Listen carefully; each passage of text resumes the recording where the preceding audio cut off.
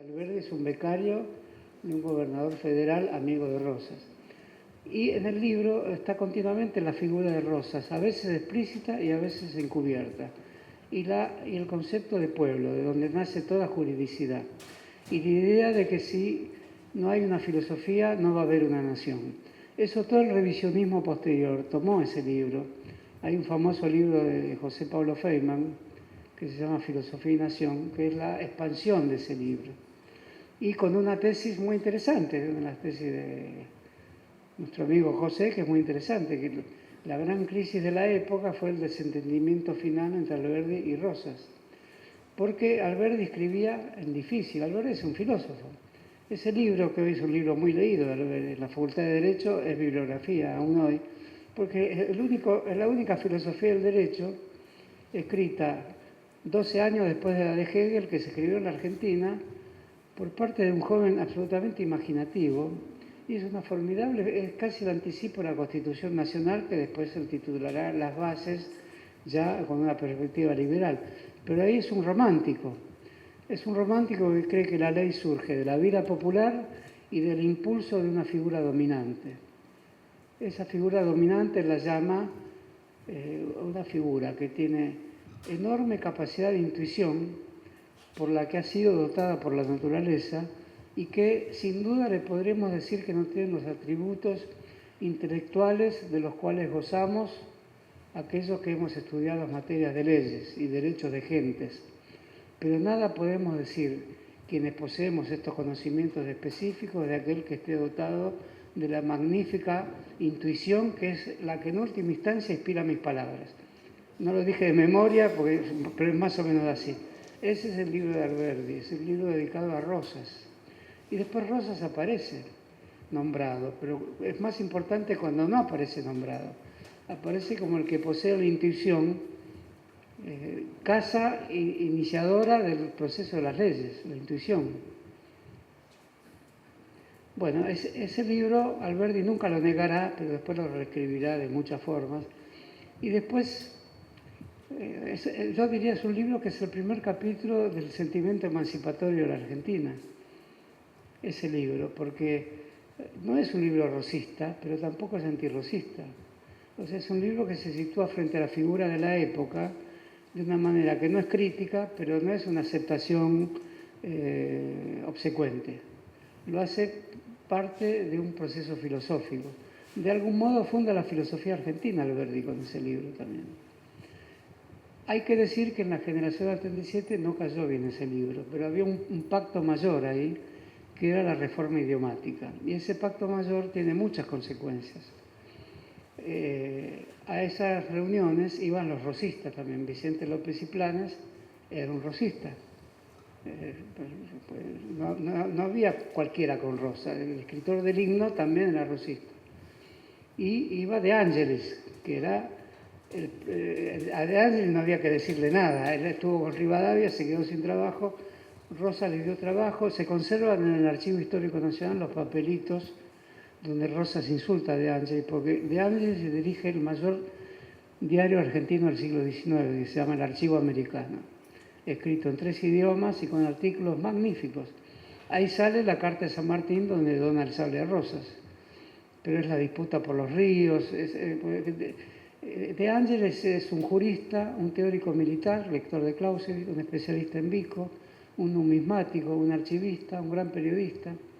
Se conservan las notas donde Rosa lo insulta a De Ángelis. Si usted no sabe escribir, escriba esto. Y De Ángelis es servil con Rosas, absolutamente servil, como no lo había sido con Rivadavia. Escribe un libro que se llama Apología de Rosas.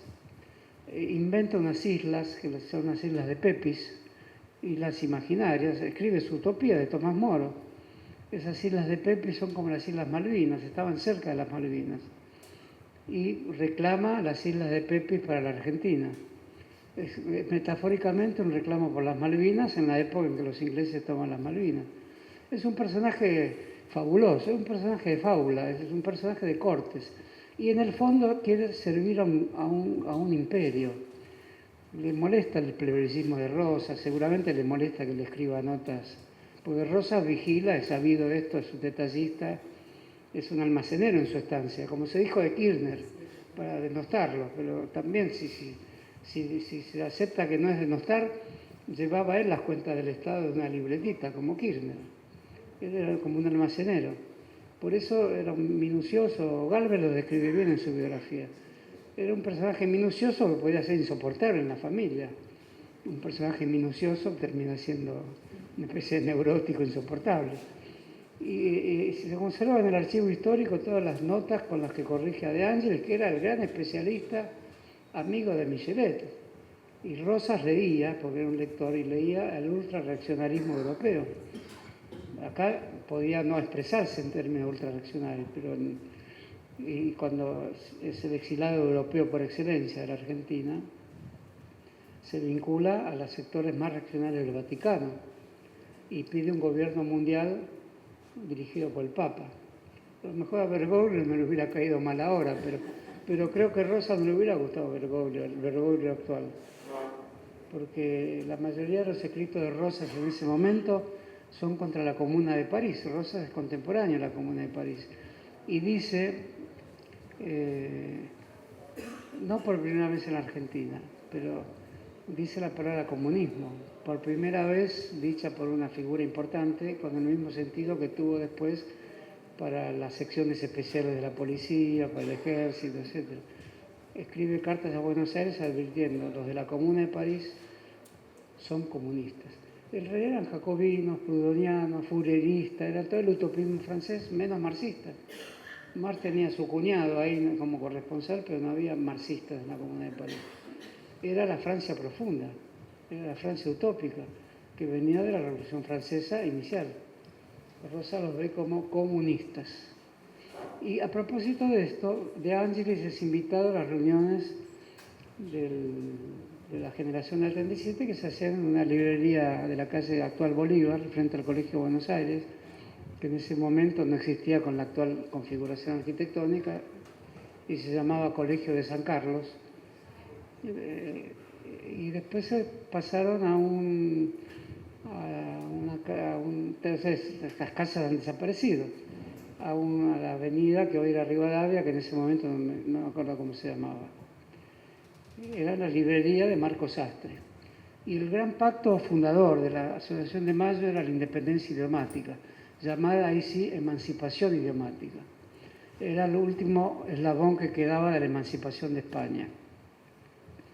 Y eso revelaba también un rasgo antimilitarista y por añadidura una cierta sospecha hacia figuras como las de San Martín. Ahora, si tenemos tiempo, voy a decir cuál era la relación de San Martín, de Alberdi con San Martín, porque no era una relación fácil. Echeverría, Alberdi, Vicente Fidel López, que es el hijo de Vicente López y Planes, que es una figura muy importante de Vicente Fidel López. Eran todos jóvenes entre 20 y 25 años.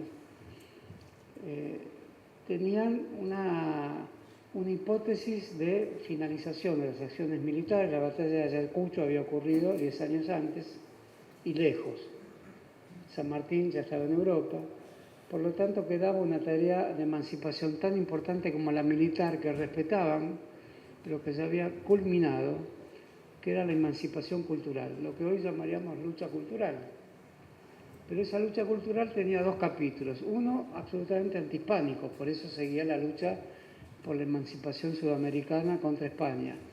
Pero en este caso no era contra el ejército de Goyeneche, que era el gran militar español, que era criollo además, pero era el militar de España en América del Sur, sino que era contra la lengua española.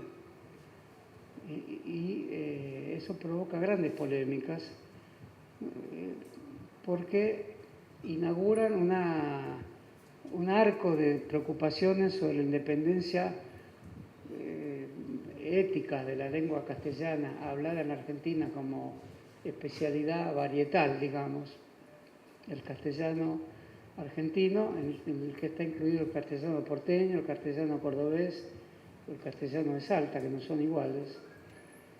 Se constituía la idea de una lengua nacional y se constituía el concepto de emancipación por la lengua ya en el año 1837, y que implicaba reformas lingüísticas que eran tan importantes como las reformas del Estado.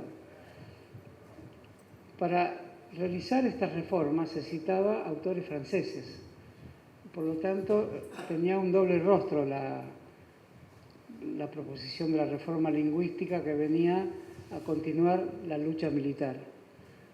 Antiespañol, antihispánico, absolutamente antihispánico, y con fuertes simpatías hacia la lengua francesa.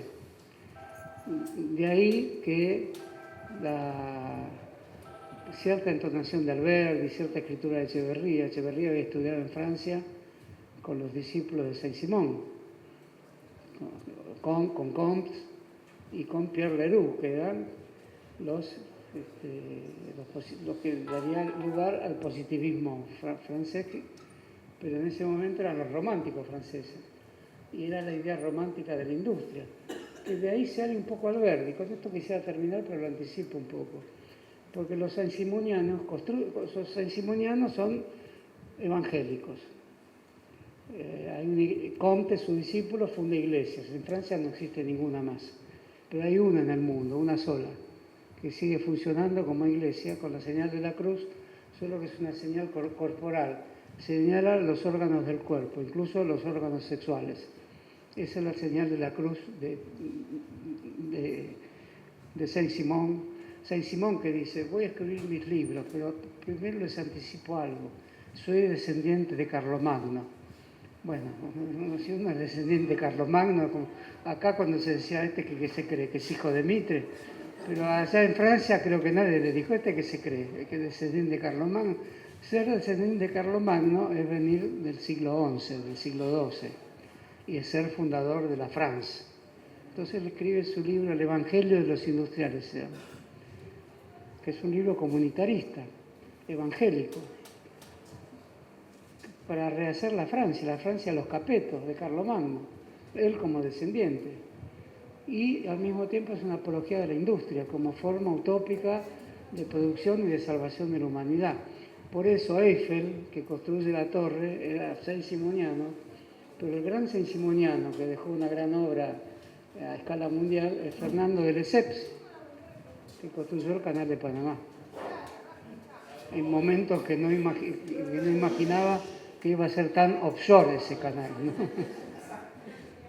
Era un saint-simoniano, lo construían, eran ingenieros utópicos. Todavía persistía el viejo utopismo francés a través del hierro de las torres, del sistema complejísimo que es Panamá, con los distintos niveles que tiene el Atlántico y el Pacífico.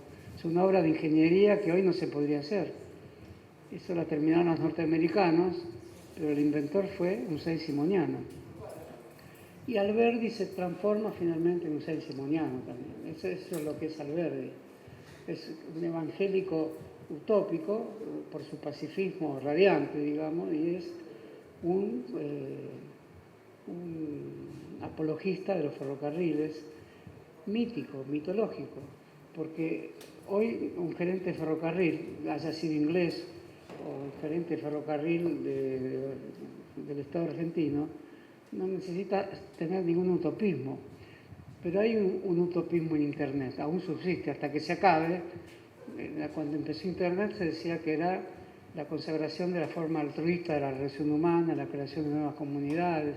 Aún hoy las palabras redes sociales significa algo interesante, pero encubre a la CIA, al Pentágono, ¿no? O sea, está como la atmósfera que rodea la Tierra, está llena de los desperdicios de la Tierra, es el basurero de toda la tecnología de varios siglos incluso, desde que se mandaron cosas al aire, desde Montgolfier en adelante hay un basurero, como es Internet, y que con esto no quiero decir que los basureros no sean interesantes, que pueden ser lo más interesante que hay.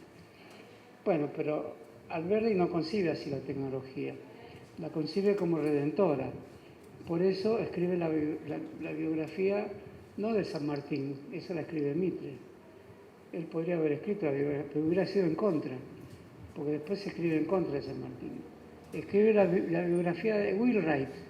¿Y quién era Wheelwright? Era un ingeniero bostoniano que le pagaban por construir cosas importantes, puertos, en Chile construyó un puerto, Acá creo que participó en el intento de construir el puerto de Buenos Aires también, junto a Madero y Huergo, los dos constructores del puerto de Buenos Aires, que son las sendas avenidas del puerto. Pero construyó el ferrocarril de Rosario a Córdoba, por eso en Rosario la más importante avenida se llama Wheelwright, que era un ingeniero canadiense. Bueno, Alberdi escribe una biografía del héroe. El héroe es el héroe ingeniero. Y eso está en las bases ya. Cuando dice voy a escribir la biografía del héroe, es un ingeniero. Pero claro, no es un ingeniero que sale hoy de la Facultad de Ingeniería donde se destituyó toda forma de utopismo. Es un ingeniero como fue arquitecto Le Corbusier, o como fue arquitecto Niemeyer, o como fue arquitecto Clorindo Testa. Es decir, que a través de la tecnología construyen utopías humanas de emancipación. Cuando Niemeyer construyó Brasilia, dijo, esta es la máxima utopía de Latinoamérica. Acá vendrán hombres libres. Brasilia es fea, pero Malraux la visitó y dijo, es la capital de un imperio que no fue. Es una ciudad racionalista y mística, porque Niemeyer era un miembro extraño al Partido Comunista Brasileño. También tenía una vertiente esoterista, como todo el positivismo argentino y como todo el positivismo brasileño. Decía, la única iglesia que existe de Comte en el mundo está en Río de Janeiro, porque Pedro II era comtiano también. Pedro II pone en la bandera de Brasil lo que el PT no se animó a sacar, es la consigna del imperio. Pero la consigna del imperio es un libro de Comte, Orden y Progreso. Y el globo, con las estrellitas, es más ambicioso que las estrellitas de la bandera norteamericana. Son las estrellitas de la globalización. Porque Pedro II, que tenía esclavos pero no era esclavista, y los republicanos, que son antiesclavistas pero mantuvieron los esclavos, es una enorme paradoja brasileña. Pedro II era un científico. Si hoy van al parque de Tijuca, van a ver, todavía se pueden ver todos los telescopios para ver las aves, que todas las tardes se iba a ver Pedro II, que era el hijo de Pedro I, que era el hijo de Juan VI, que Pedro I declaró la independencia dinástica de Brasil.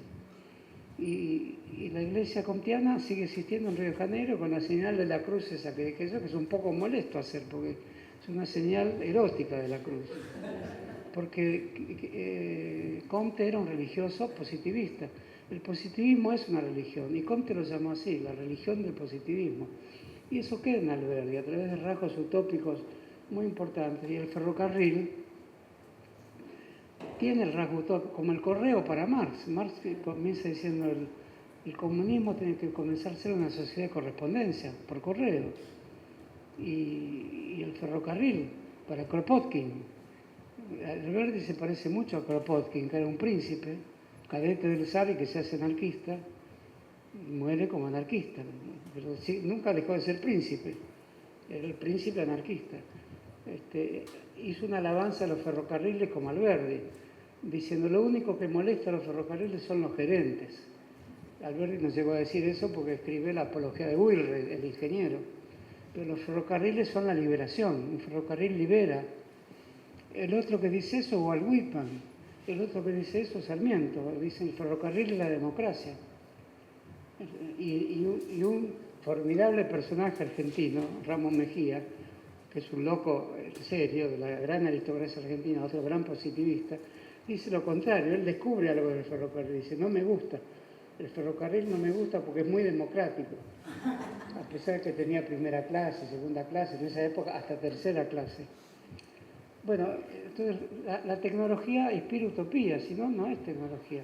Bill Gates después termina como forma de control del Pentágono. ¿En qué terminó el ferrocarril? Pero aún hoy el ferrocarril tiene algo como tecnología retrasada, tiene algo maravilloso que no es posible describir bien. Kropotkin decía, es la liberación de nuestra vida el ferrocarril, solo que sobran los gerentes. Pero ahí había que hacer, como dice el PTS, el control obrero de la producción, que los pasajeros lo manejen, no sé cómo habría que hacer ahí. Algún tipo, el anarquismo no pudo resolver, el anarquismo con lo generoso que es, no pudo resolver el problema de la especialización técnica y la inevitable y fatal creación de ciertas jerarquías tolerables que crean las especializaciones técnicas. Alguien tenía que saber algo más de calderas, incluso la máquina Caprotti, que es la que fue famosa en Argentina, la inventó un italiano, la industrializó los ingleses y se fabricó en la Argentina bajo el nombre de PS-10, porque es una sigla en inglés que es el Passenger, no sé cuánto, es una formidable locomotora que los más antiguos de acá deben haber visto. Una locomotora poderosísima, que no cualquiera puede manejar, la manejaban ingenieros ferroviarios de alto nivel esa locomotora, que es la historia del ferrocarril argentino. La manejó, les voy a decir un dato de Wikipedia, el maquinista Sabio en 1923 y llegó de Rosario a Buenos Aires en 3 horas y media. Nunca más se pudo hacer ese trayecto, ahora se hace en 6 horas. No mide algo en un país. Bueno, termino con la cuestión del idioma, que la seguiremos en la próxima clase. Simultáneamente Sarmiento, que pertenece a la generación, en Chile se enfrenta con una de las mayores inteligencias latinoamericanas, que es Andrés Bello. Andrés Bello había sido tutor de Bolívar, algo no le gustó a Bolívar, que lo manda de embajador a Londres, porque el primer tutor de Bolívar, que tuvo 2 tutores fundamentales, uno Andrés Bello y otro Simón Rodríguez. Simón Rodríguez, yo le doy una importancia superior a Sarmiento en cuanto a los sistemas pedagógicos, y les puedo contar una pequeña anécdota. Una vez Chávez en Buenos Aires, Chávez era rodriguista también. Chávez era muy interesante, era un gran lector de Gramsci, personaje, cantor de boleros. Es difícil calificar a Chávez y es difícil saber si muchas de las facetas que tuvo no contribuyeron en debilitar un gobierno que se podía haber sostenido mucho mejor que lo que se está sufriendo ahora. Era un personaje de fábula también. Y Simón Rodríguez fue tutor de Bolívar, escribió una defensa de Bolívar, cuando Bolívar era un hombre de familia propietaria, terrateniente. Lo educa un educador privado. Andrés Bello se tiene que exilar a Londres y después a Chile, donde funda la Universidad de Chile. Hoy es un héroe chileno Andrés Bello. Y Simón Rodríguez fue un expulsado de Venezuela y terminó fundando una escuelita de barro en Bolivia. Y ahí enseñaba anatomía, para lo cual se desvestía. Enseñaba anatomía a las etnias bolivianas. Es un héroe boliviano Simón Rodríguez, ¿no? Es un héroe venezolano también. Y la anécdota que les cuento, que una vez en Buenos Aires vino Chávez a hablar con algunas personas, entre las cuales me contaba, y él explicó cómo enseñaba Simón Rodríguez y dijo, les voy a explicar. Y empezó a tomarse la camisa. Bueno, a mí me gustaba que sea así, pero pensé, pero este hombre gobernando un país, ¿no? Uno es argentino y porteño más o menos contenido. Y él sabía que le hacía un chiste a porteño, porque no se terminó de vestir, ¿no? Pero lo cierto es que eso hacía... Era tipógrafo Simón Rodríguez, se inventó una tipografía especial, todos sus libros están tipografiados por eso. Es una historia excepcional la de Simón Rodríguez. También es una reforma idiomática. Sarmiento tenía 35 años y escribe sus grandes trabajos sobre la reforma ortográfica contra Andrés Bello, que también escribe la gramática panamericana. Entonces hoy es un tema fundamental hoy. Por eso la Biblioteca Nacional fundamos el Museo del Libro y de la Lengua, para tratar este mismo tema que sigue con la misma actualidad. Bello es un clasicista y Sarmiento en ese momento es un romántico. Bello mantiene los parámetros fundamentales del idioma, pero escribe la gramática para americanos, que es un libro que he leído hoy, es un libro emancipador del idioma. Sarmiento iba mucho más allá. Después, como en todo en Sarmiento, retrocedió, lo negó, pero Sarmiento postula algo muy fuerte, que el idioma se acerque a la oralidad. Dice, la emancipación americana ya no es la revolución, ni es la independencia. La emancipación pues, es una categoría moral del idioma. La emancipación americana termina cuando no pongamos más la H, cuando unifiquemos la G con la J, y él empieza a escribir así.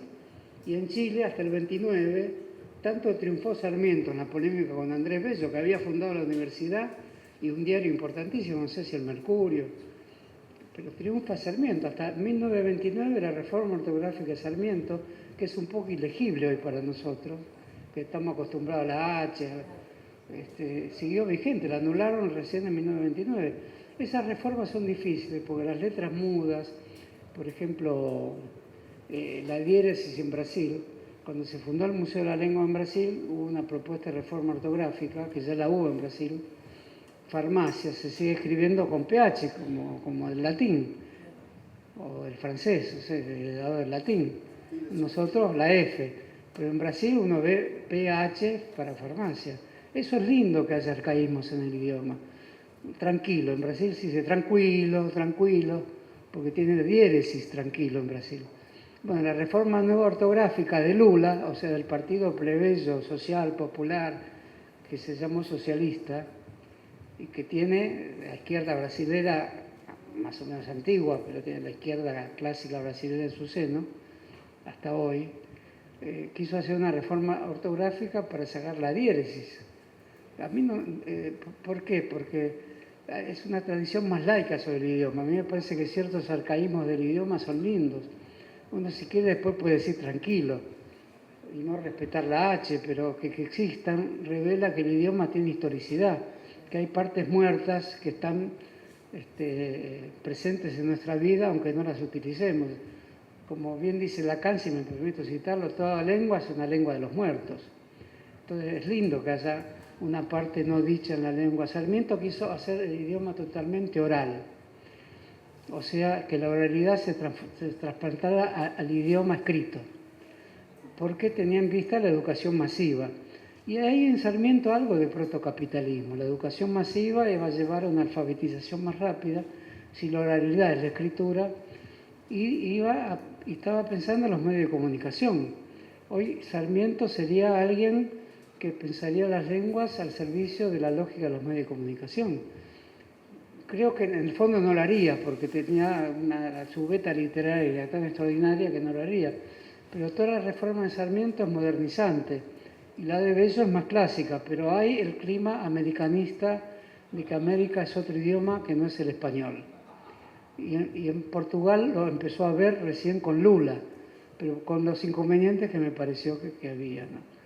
Bueno, esta polémica se extendió mucho tiempo hasta que Juan María Gutiérrez, que fuera uno de los más importantes miembros de la generación del 37, fue nombrado corresponsal de la Real Academia, que rige un poco el idioma, ahora de una manera más plástica y abierta, porque la fundó Felipe V en Madrid, ¿no? La Real Academia Española se llama Real Academia Española y se reúnen mensualmente para establecer los cambios, aceptar palabras.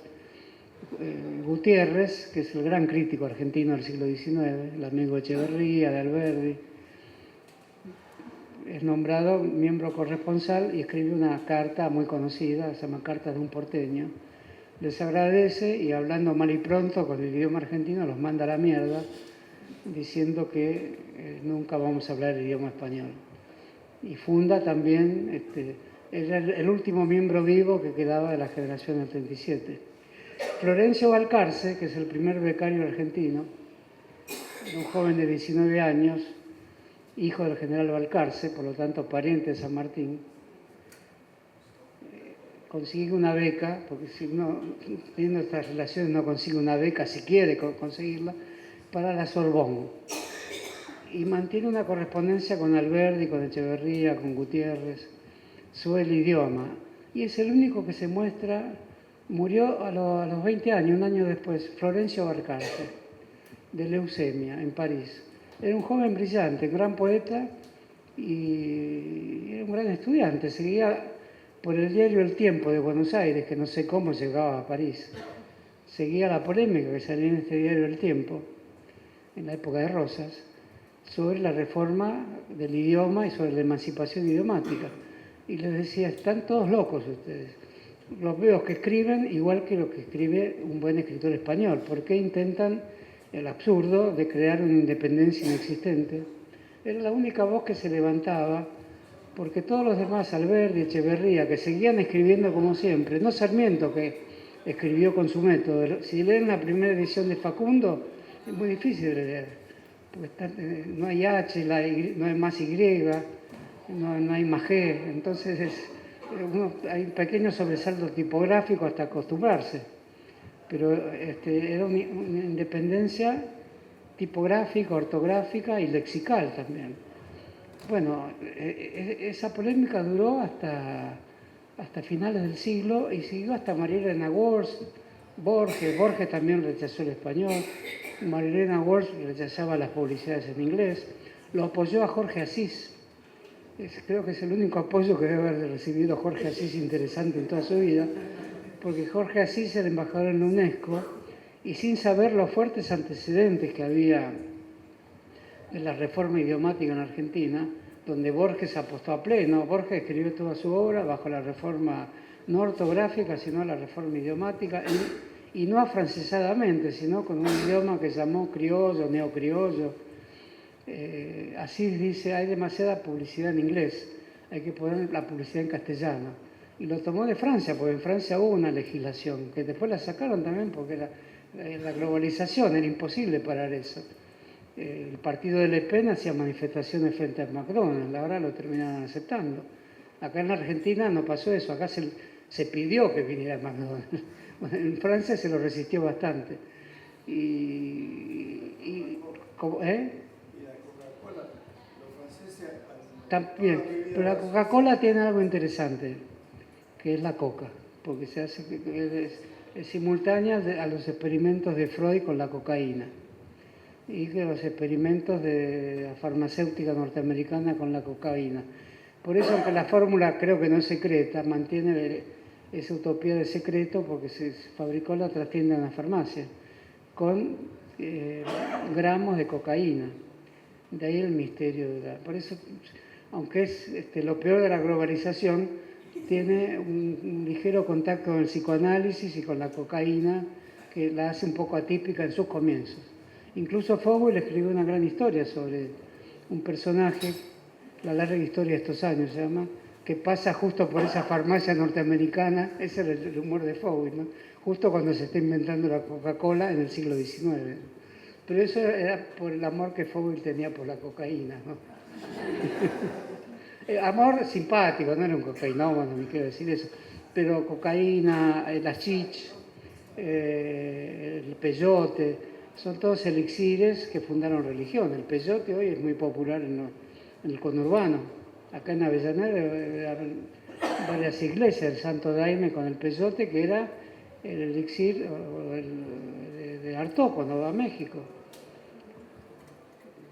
Bueno, para terminar esta historia que se me hace larga, discúlpenme, no sé, Rodolfo, se fue Rodolfo. Un minutito más. El centro de la generación del 77 es el idioma, y a Rosas tampoco le gustaba, y el ministro de Interior, que era como Federico Pinedo, se llama Felipe Arana, le decía a Rosa, estos van a estar en contra de nosotros, porque a las sesiones se iba Pedro de Ángeles, que escribe mucho sobre y tiene una polémica con Echeverría, porque le dice algo muy parecido a lo que después con los años dirá Jauretche.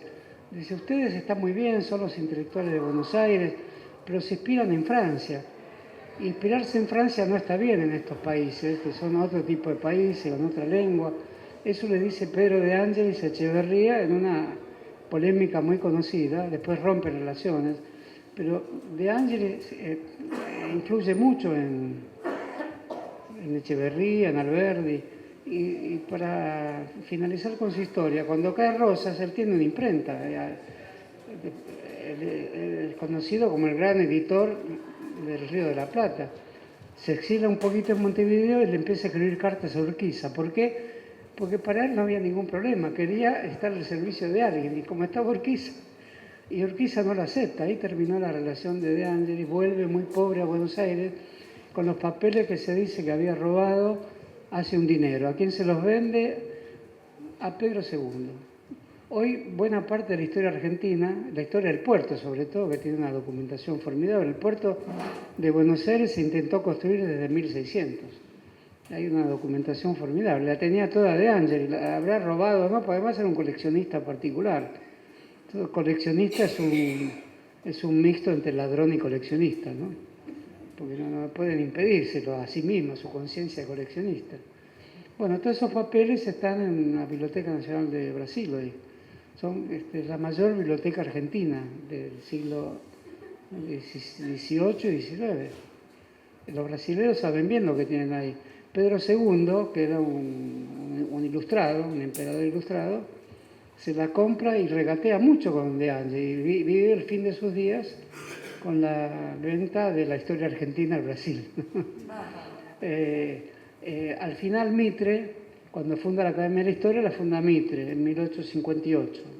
De Angelis todavía vivía con sus rentas que le había dado el ser archivista de Rosa, de Rivadavia, y lo invita a la primera sesión de la Academia Nacional de la Historia, Mitre. Y De Angelis va con miedo, consulta con los pocos amigos que tenía en Buenos Aires, vivía en las afueras de Buenos Aires, que hoy debía ser el barrio Boedo, las afueras de Buenos Aires. Va a la Academia de Historia y Mitre dice: profesor De Angelis, acá tiene su sillón, y se levanta y le da un abrazo. Extraña escena, ¿no?, de parte de Mitre. Eso revela también las diversas facetas que tiene. Pues De Angelis era un escritor a sueldo, pero al mismo tiempo se había comprometido con Rosas absolutamente. Si uno lee el archivo americano, habría que leerlo hoy, es un modelo de literatura panfletaria de altísimo nivel. Y en 4 idiomas, francés, inglés, castellano y no sé si italiano también. Se llama Archivo Americano de la Prensa del Mundo. Traducía artículos de los diarios franceses, los respondía, los refutaba y lo hacía todo él. Es un gran diario que se conserva entero acá en la Argentina. Pero toda la papelería y de Angelis está toda en Brasil. Son temas interesantes para pensar el archivismo hoy y qué papel tiene en reconstruir las historias. Bueno, Alberdi hizo un diario rosista llamado La Moda. Ese diario ya era cuando el ministro Arana, que fue el gran negociador con Inglaterra y Francia con los bloqueos, Felipe Arana, que fue un gran ministro de Relaciones Exteriores, del ultraconservadorismo de Rosas.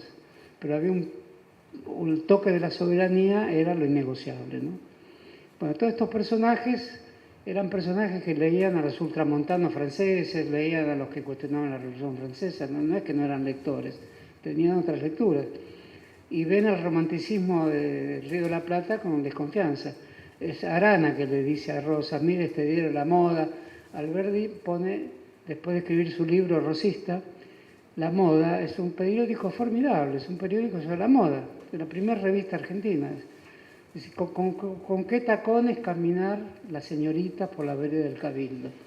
Pero todos los artículos terminan con un mensaje político emancipador, no antirrosista, porque el diario dice: La Moda, viva la Federación. Pero no dice: viva la Santa Federación, mueran los federales unitarios. Era lo que diríamos hoy un rosista silvestre o moderado. Era un federal. Por eso demora mucho en exilarse. Cuando por fin se exila, pues le hacen la vida imposible. Y el diario es un diario donde dice: el Cintillo analiza la moda del Cintillo Punzó a favor del Cintillo Punzó. Sarmiento del Facundo condena al Cintillo Punzó, también como parte de la moda. Pues Sarmiento, como romántico, cuando es romántico, lo primero que hace es hacer lo que un romántico hace: ocuparse de las modas, la vestimenta, del semblante, de las apariencias, de la cosmética, de la teatralidad de la figura humana en el mundo. Eso hacen los dos, y muy bien lo hacen.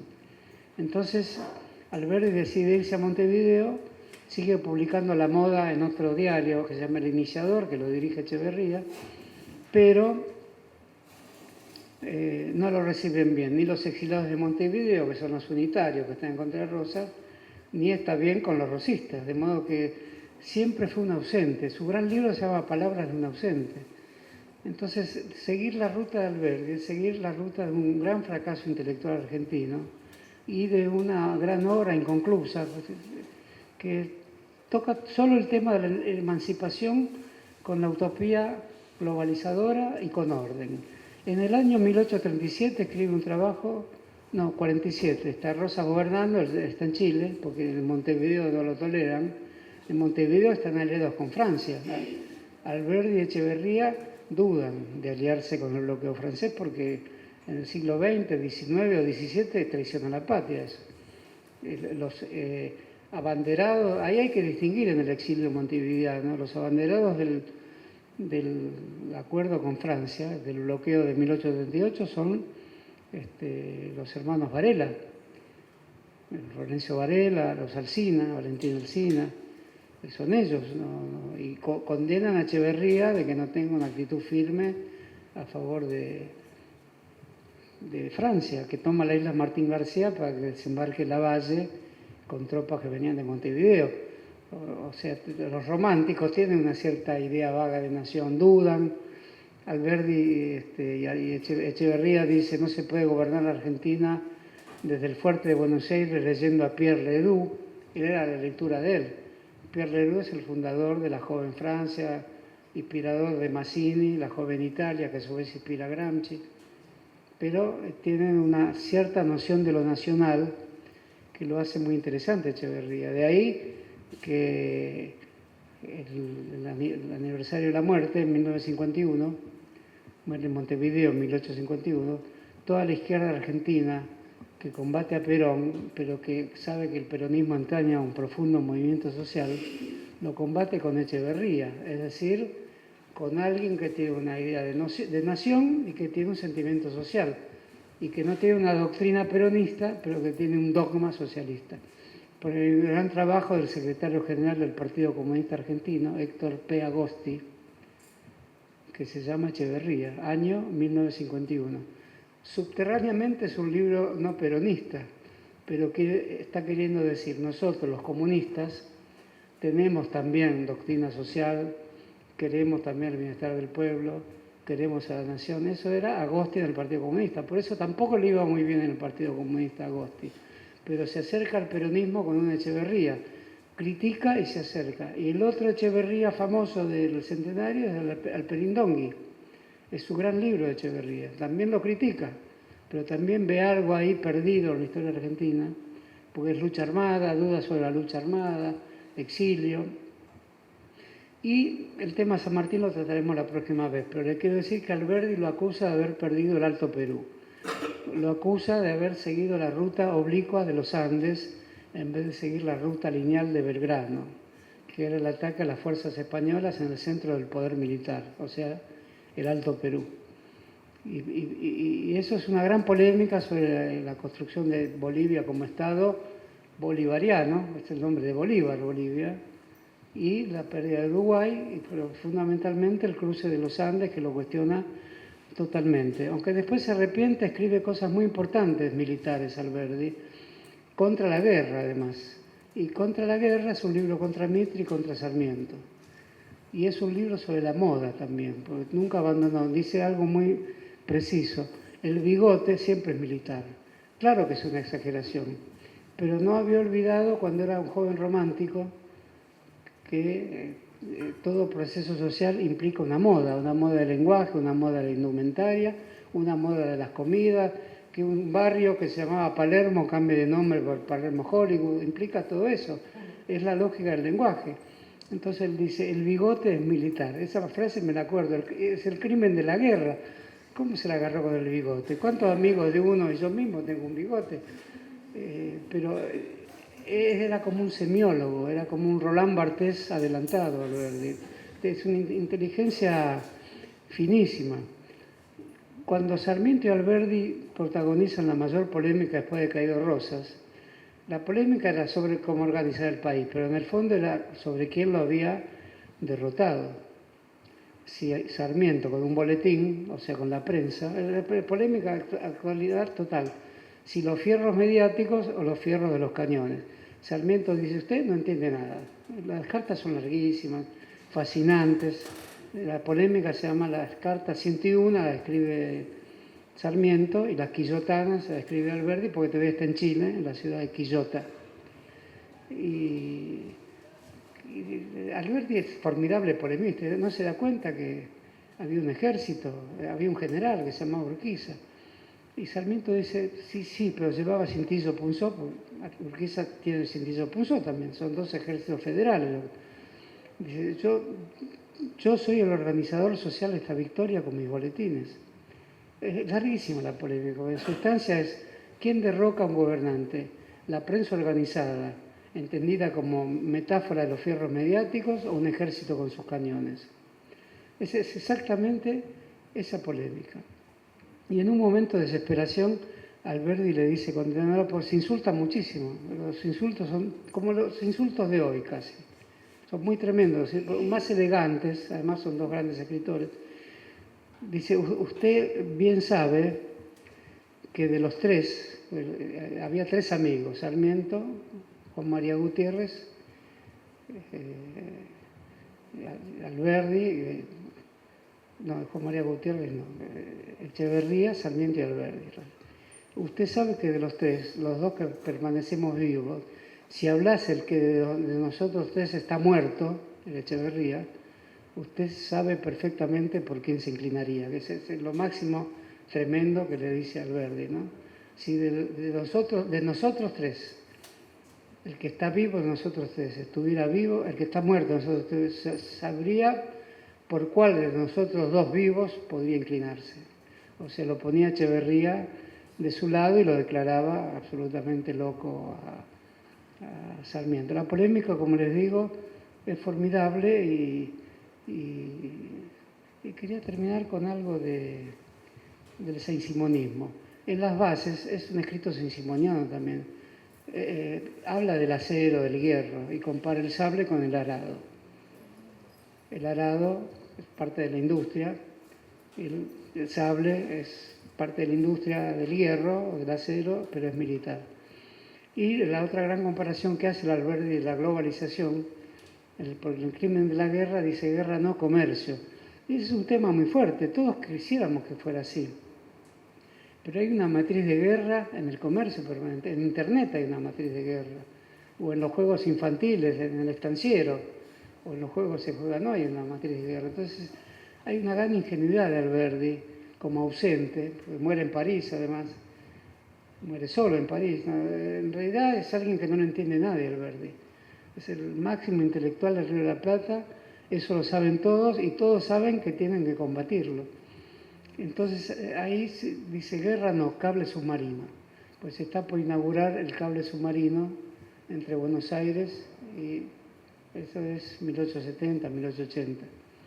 Entonces me parece que plantea un conjunto de problemas fundamentales de la relación de la tecnología con la utopía, de la tecnología con la democracia, y si todas estas grandes dimensiones se pueden amparar bajo el concepto de emancipación, estaríamos discutiendo, no digo ya una descripción del mundo contemporáneo que siempre interesa hacer, estaríamos discutiendo cómo podemos salir de esta fuerte encrucijada argentina, donde ninguna de estas discusiones parecería tener valor para el gobierno, y yo tengo la fuerte sospecha que solo con estas grandes discusiones podemos superar esta grave coyuntura que vive el país. Bueno, muchas gracias.